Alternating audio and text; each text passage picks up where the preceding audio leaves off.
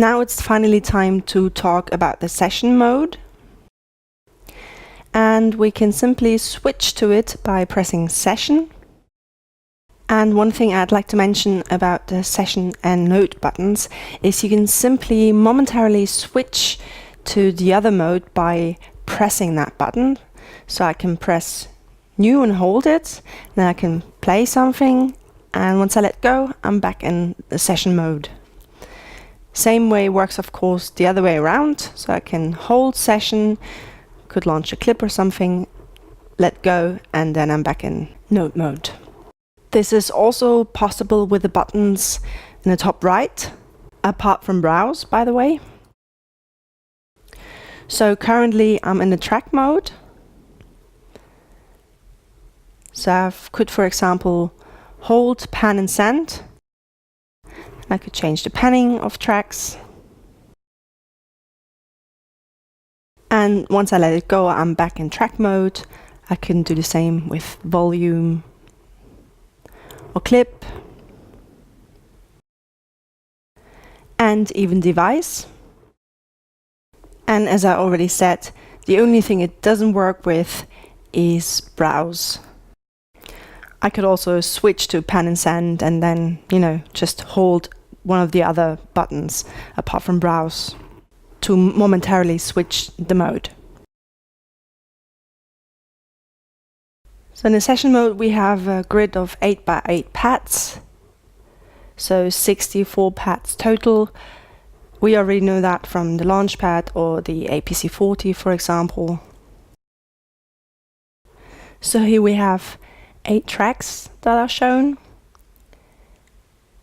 And then horizontally we have the scenes, 8 of them as well. And we can use this row of buttons to launch the scenes. And here we can see this scene, or the clips in that scene, are pulsating green, which means that they are the playing clips, even though we're not on playback right now.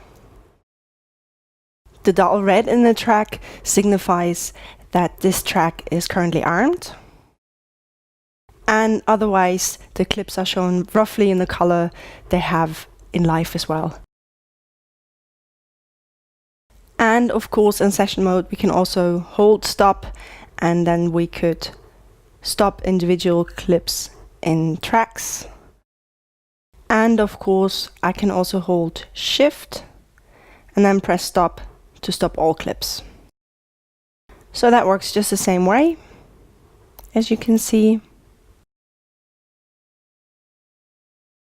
And what can be accessed in this grid can be moved in focus by the arrow keys.